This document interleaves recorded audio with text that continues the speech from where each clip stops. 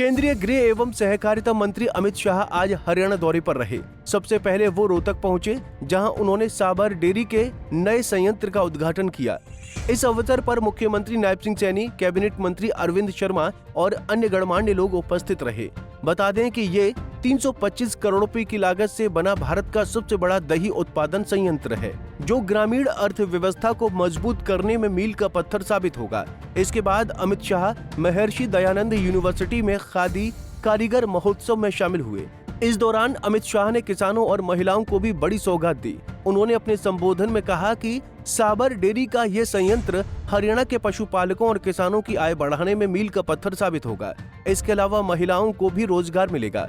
इसके अलावा ये प्लांट पूरे एनसीआर और उत्तर भारत में दही, छाछ और अन्य डेयरी उत्पादों की आपूर्ति करेगा। मित्रों, 150 मेट्रिक टन प्रतिदिन दही, 10 मेट्रिक टन मीठा दही मतलब योगर्ट, 3 लाख लीटर छाछ और रोज 10,000 किलो मिठाई यही प्लांट में बनेगी, जो किसानों के समृद्धि का कारण होगी।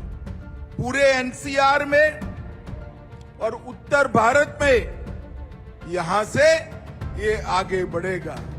मित्रों, आज हमारी साबर डेयरी राजस्थान, हरियाणा, महाराष्ट्र, पंजाब, उत्तर प्रदेश और बिहार, ये सभी राज्यों के किसानों की सेवा कर रही है और अब हरियाणा में हर जगह ये पहुंचेगी। इससे किसानों की आय में बहुत बड़ी समृद्धि होगी।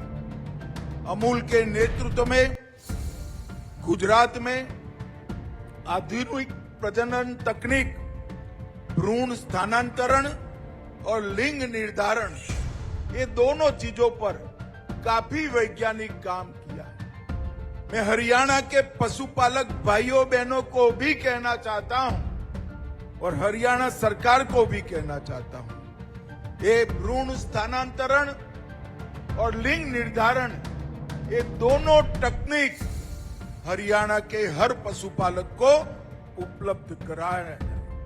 और इसके साथ साथ मधुमक्खी पालन और जैविक खेती, इसको भी बढ़ावा देने की जरूरत है। गुजरात में हमारे शंकर भाई यहां बैठे हैं।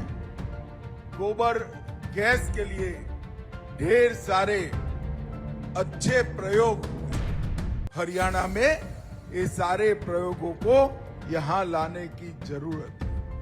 मित्रों, भारत का डेयरी सेक्टर पिछले 11 साल में 70% की क्षमता से बढ़ा है और विश्व में भारत का डेयरी सेक्टर सबसे तेजी से बढ़ने वाला डेयरी सेक्टर नरेंद्र मोदी जी के नेतृत्व में हुआ।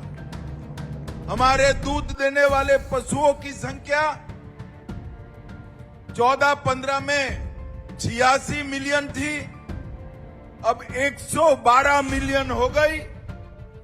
दुग्ध उत्पादन 146 मिलियन टन से 239 मिलियन टन हुआ और देसी नस्ल की गाय, जिसका दूध मानव के शरीर के लिए बहुत गुणकारी है, उसका उत्पादन 29 मिलियन टन से बढ़कर 50 मिलियन टन पर पहुंचा है, जो हमारे स्वास्थ्य की चिंता करता है।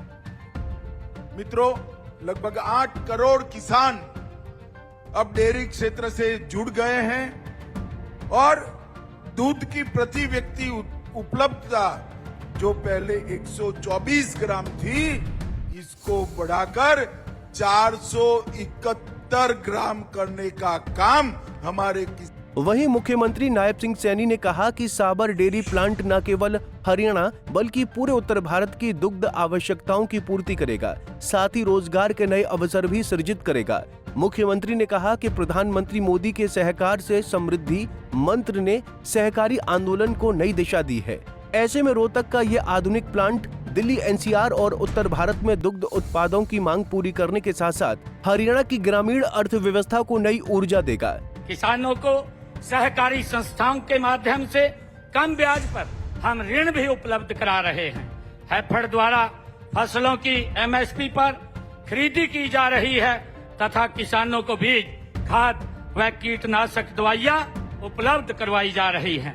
शुगर फेडरेशन द्वारा गन्ने का जो भाव है वो भी किसानों को 400 रुपए क्विंटल लाभकारी मूल्य दिया जा रहा है। डेयरी फेड द्वारा प्रदेश में 6 मिल्क प्लांट संचालित हैं। मुझे खुशी है मान्यवर, हम आपका आभार व्यक्त करते हैं कि जींद व सिरसा के 2 दुग्ध संयंत्रों के नवीनीकरण के सुधार के लिए राष्ट्रीय डेयरी विकास बोर्ड द्वारा लगभग 18.5 करोड़ रुपए की राशि वो स्वीकृत की गई है ताकि हमारी जो अर्थव्यवस्था है डेयरी के अंदर हमारे रोजगार के साधन ज्यादा खड़े हो सके।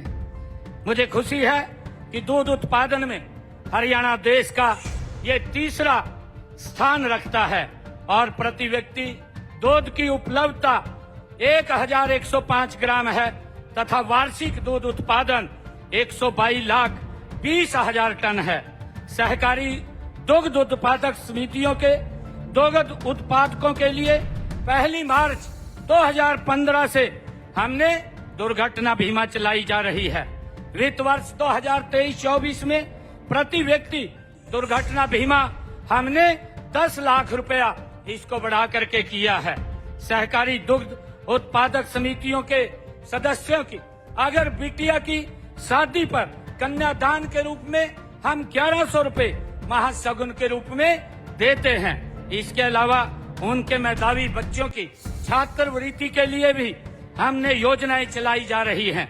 इस योजना में हमने 10वीं और 12वीं कक्षा में 80% से ज्यादा अगर बच्चे नंबर लेते हैं तो उन बच्चों को 2100 रुपए और 5100 रुपए की स्कॉलरशिप उनको सम्मान के रूप में देने का काम भी हम कर रहे हैं। वहीं अमित शाह ने सहकारिता मंत्रालय की उपलब्धियों पर प्रकाश डालते हुए कहा कि भारत आज विश्व का सबसे बड़ा दुग्ध उत्पादक देश बन चुका है।